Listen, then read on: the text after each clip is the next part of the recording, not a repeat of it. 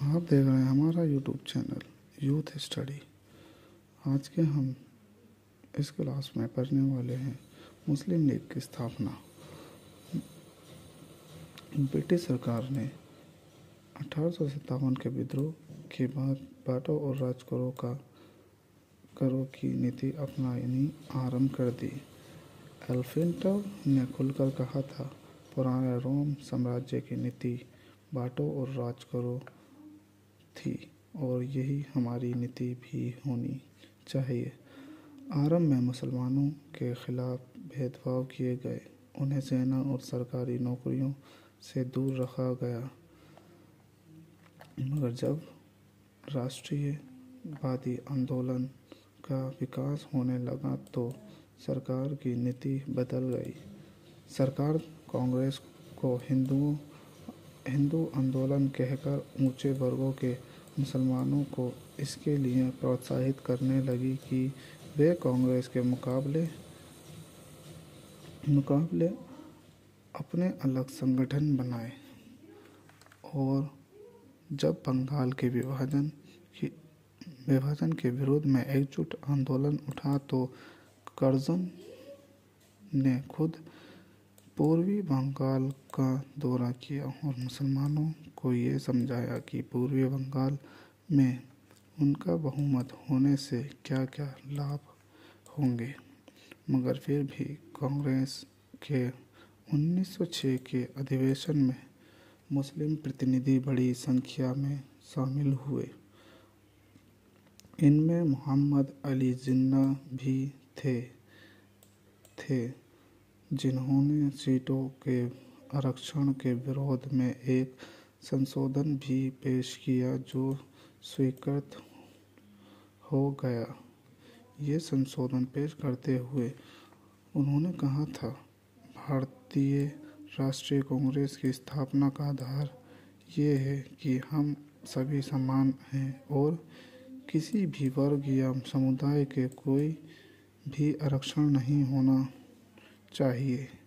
मेरा उद्देश्य है कि समाप्त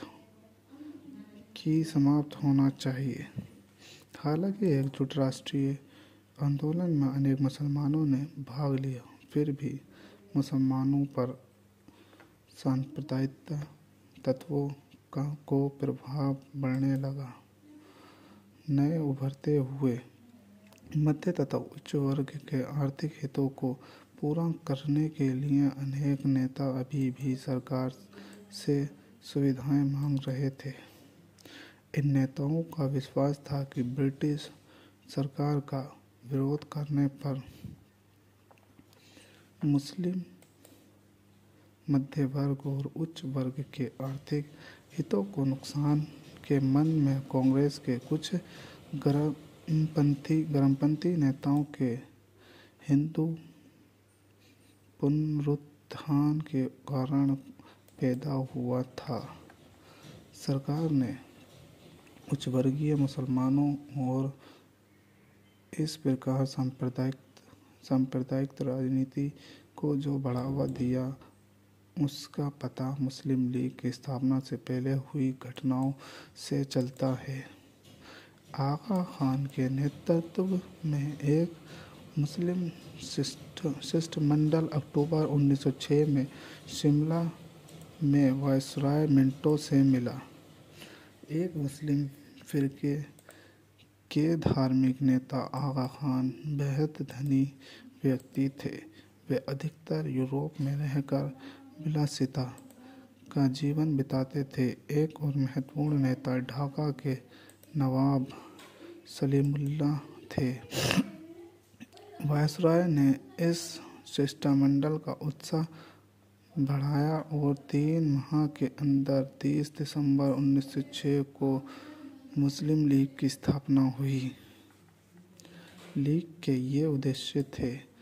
पहला उद्देश्य भारत के मुसलमानों में ब्रिटिश सरकार के प्रति वफादारी की भावना जगाना और सरकार के कदमों के बारे में उनके मन में आकर कोई गलतफहमी पैदा हो तो दूर करना। दूसरा भारतीय मुसलमानों के राजनीतिक अधिकारों और हितों की रक्षा की घोषणा करना तथा उनकी आशाओं और आकांक्षाओं को आदर के साथ सरकार की सेवा में पेश करना। तीसरा था लीग के दूसरे उद्देश्यों पर अडिग रहते हुए दूसरे समुदायों के प्रति किसी प्रकार के विरोध की भावना को रोकना। लेकिन लीग द्वारा वफादारी की भावना जगाने के बावजूद अधिक मुसलमान राष्ट्रवादी आंदोलन में शामिल होते रहे। 1912 में मौलाना अबुल कलाम आज़ाद ने अखबार अल हिलाल की और मौलाना मोहम्मद अली ने अंग्रेज़ी में कामरेड और उर्दू में हमदर्द की स्थापना की। विख्यात राष्ट्रवादियों द्वारा स्थापित इन पात्रों ने जनता के हितों की पैरवी जारी रखी और जनता में राष्ट्रीय भावनाएं जगाईं। 1913 में मुस्लिम लीग ने भी भारत के लिए स्वशासन प्राप्ति के उद्देश्य को अपनाया।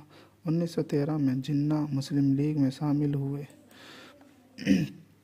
उन्हें ऐसा करने को कहा गया था ताकि लीग की नीति को कांग्रेस के प्रगतिशील और राष्ट्रीय उद्देश्यों के अनुरूप बनाया जा सके। विश्व युद्ध जब छिड़ा तो उनके कारण मुस्लिम जनता और भी बड़ी संख्या में राष्ट्रीय आंदोलन में शामिल हुई। आज की हमारी क्लास यहीं समाप्त होती है। आपने पढ़ा आज मुस्लिम लीग के बारे में।